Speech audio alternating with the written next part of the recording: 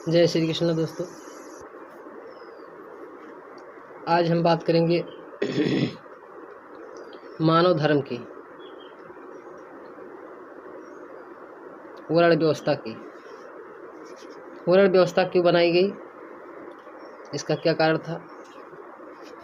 परमात्मा ने केवल इंसान पैदा किए थे, जातियां नहीं। परमात्मा ने केवल इंसान पैदा किए थे, सबको बाइज्जत मान सम्मान पूर्वक पैदा किए थे। जिस तरह ब्राह्मण पैदा हुआ, उसी तरह क्षत्रिय पैदा हुआ, उसी तरह वैश्य पैदा हुआ, उसी तरह शूद्र पैदा हुआ। सभी उसी रास्ते से, माँ के गर्भ से, रज और वीर मवेशी मलमूत्र से पैदा हुए हैं, और सब शुद्ध शाकाहारी पैदा हुए हैं। वहाँ से कोई न मांसाहारी आया है, ना कोई हिंदू आया है, ना कोई मुसलमान आया है। सब एक जैसे इंसान आए थे। फिर जातियाँ क्यों बनी? परमात्मा रामचरितमानस महान ग्रंथ तुलसीदास जी ने लिखा है कि परमात्मा कह रहा है कि सब मम प्रिय सब मम उपजाए, और सबसे अधिक मनुज मोहि भाए। परमात्मा कहता है कि जल चर थल चर नभ चर सारे जीव जंतु की रचना मैंने की, लेकिन सबसे अधिक प्रेम मैं इंसान से करता हूँ, मानव से करता हूँ। यानी सारी सृष्टि का निर्माण परमात्मा ने ही किया है, फिर वो मनुष्य से अधिक प्रेम करता है। क्योंकि जो मनुष्य काम कर सकता है, वो जानवर पशु पक्षी कीट पतंग नहीं कर सकते। पूजा पाठ कर सकता है, भगवान की भजन कर सकता है, दूसरों का परोपकार कर सकता है, दूसरों की रक्षा कर सकता है। इसलिए मानव श्रेष्ठ है। कवि ने लिखा है, खिदमते इंसान ही पूजा अरे भगवान की, इसलिए जितनी बने सेवा करो इंसान की।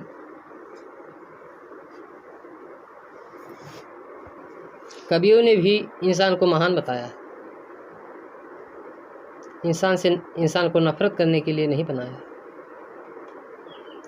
फिर ये कवि ने लिखा कि इंसान से नफरत करते हो, भगवान को क्या तुम पाओगे? इंसान को तो अपना न सके, भगवान को क्या अपनाओगे? एक छोटा सा इंसान को नहीं बसमा कर सके, भगवान को क्या बसमा करोगे? क्योंकि वो त्रिलोकपति है। उस आत्मा राम को कैसे बस में करोगे, जो संसार का पालन करने वाला है? हे भाइयों, मैं बताना चाहता हूँ कि ये जो आत्मा है, ये ईश्वर का अंश है। ईश्वर अंश जीव अविनाशी, चेतन अमल सहज सुख राशि। किसी भी कौम मजहब मुल्क, किसी कंट्री की, किसी संप्रदाय के लोग हों, सबके अंदर वही पर आत्मा है, वही आत्मा राम बैठा है, कोई दूसरा नहीं है। नफरत करना छोड़ दो। हमारा सनातन धर्म, हमारा हिंदू धर्म नफरत नहीं सिखाता है। हमारे हिंदू समाज में इतना दुर्व्यवहार हो गया है कि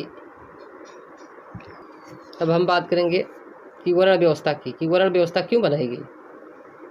परमात्मा ने जब इंसान को पैदा किया तो अब इंसान तो सब एक समान थे, परंतु अब समाज कैसे चले? तो इसीलिए रामचरितमानस में एक चौपाई है, लिखा है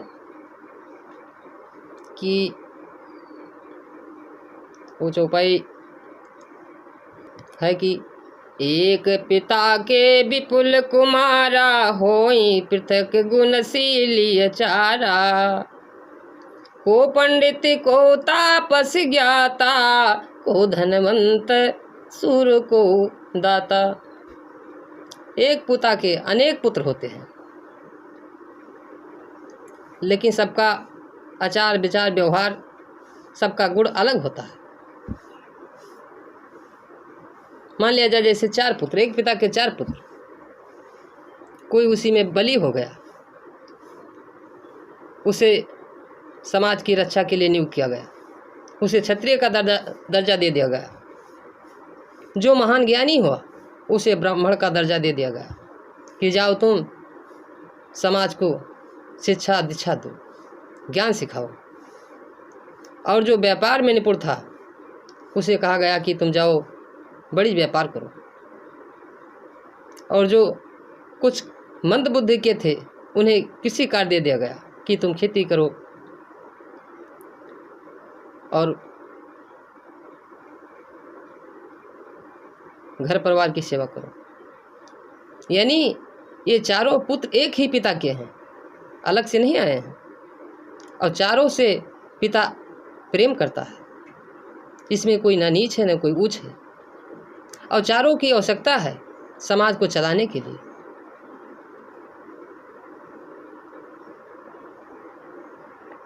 फिर लिखा है कि सो सुत प्रिय पित प्राणी अधारा, सो सब भांति होई आना।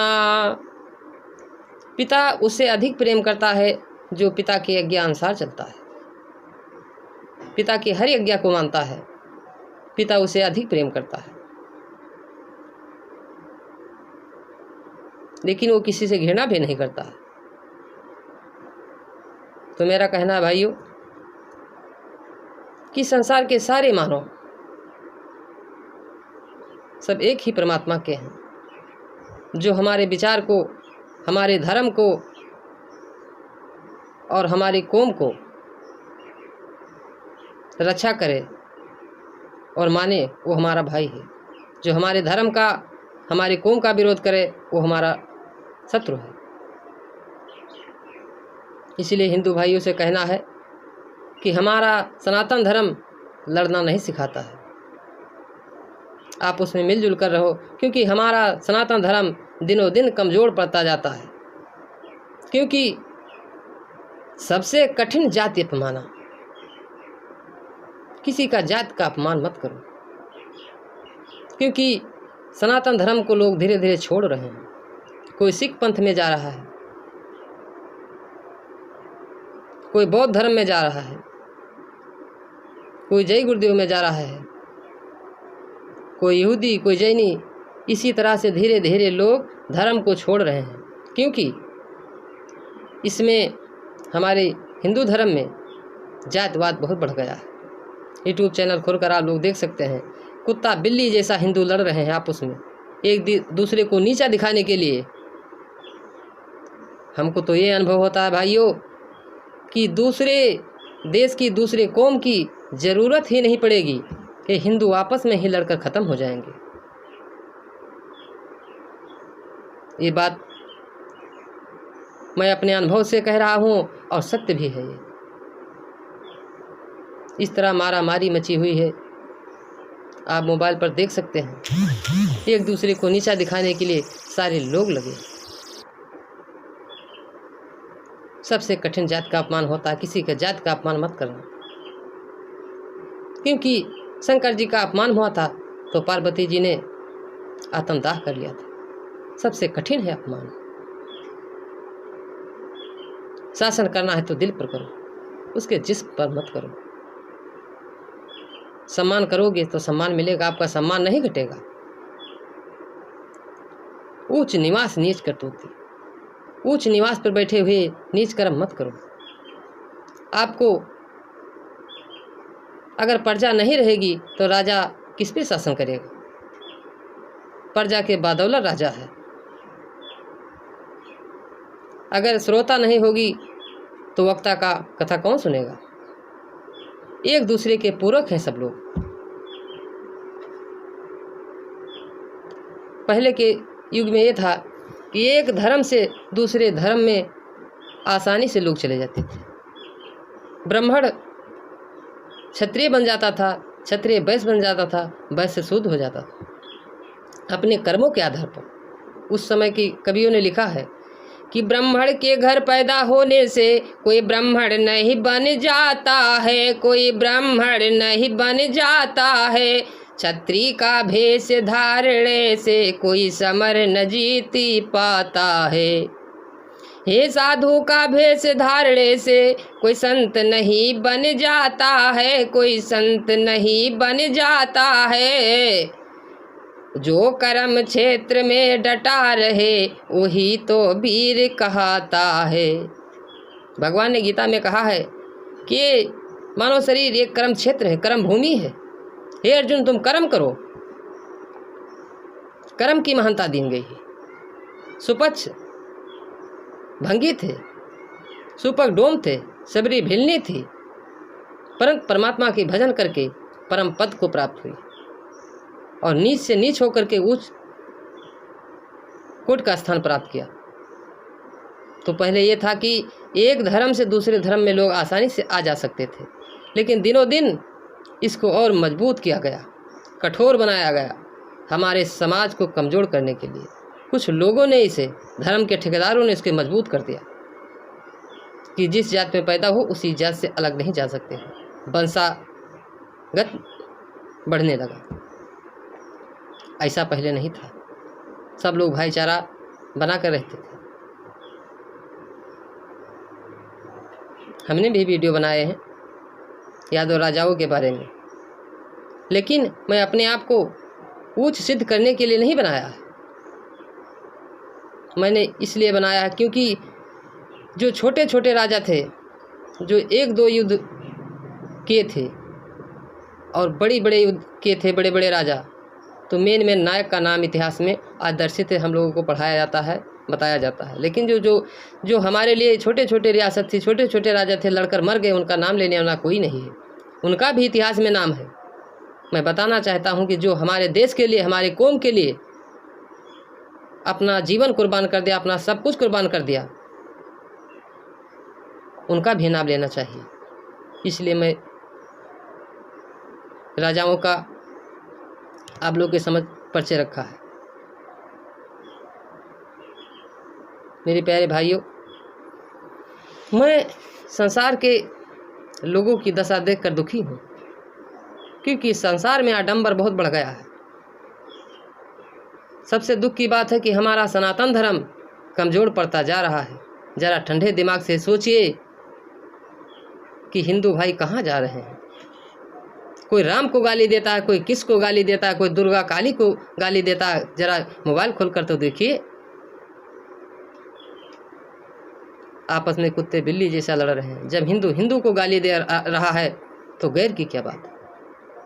तो जब हम आपस में लड़कर समाप्त हो जाएंगे तो दुश्मन से कौन लड़ेगा। दुश्मन तो हमारा इंतज़ार कर रहा है कब ये कमज़ोर पड़े, कब हम इसके ऊपर आक्रमण कर दें। हे सनातन धर्मियों, हम सब एकजुट नहीं होंगे तो हमारा अस्तित्व खत्म हो जाएगा।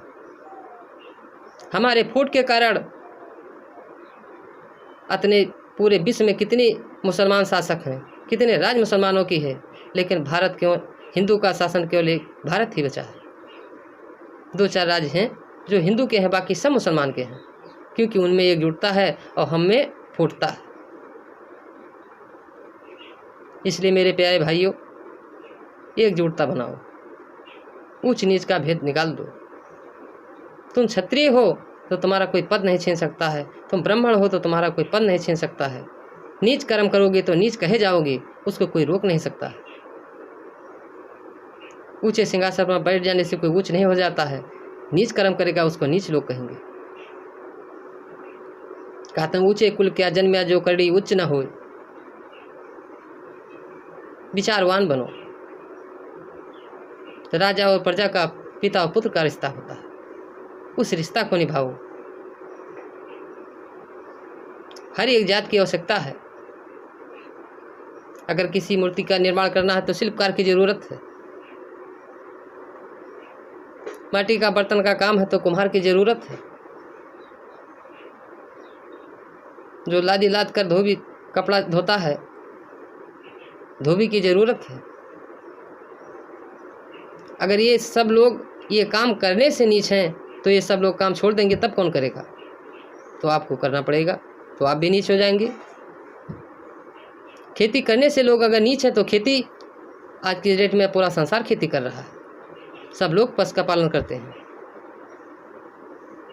यानी हर एक काम इस युग में सब लोग करते हैं। सब लोग मांस मदिरा का सेवन करते हैं।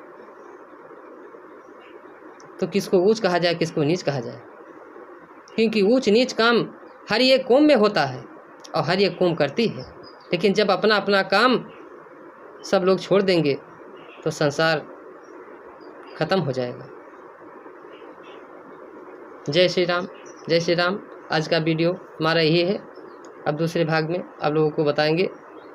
अच्छा लगे तो कमेंट करें, और हमारा निवेदन है कि आप लोग सब एकजुट होकर के सनातन धर्म को मजबूत बनाएं। जय श्री राम, जय श्री राम।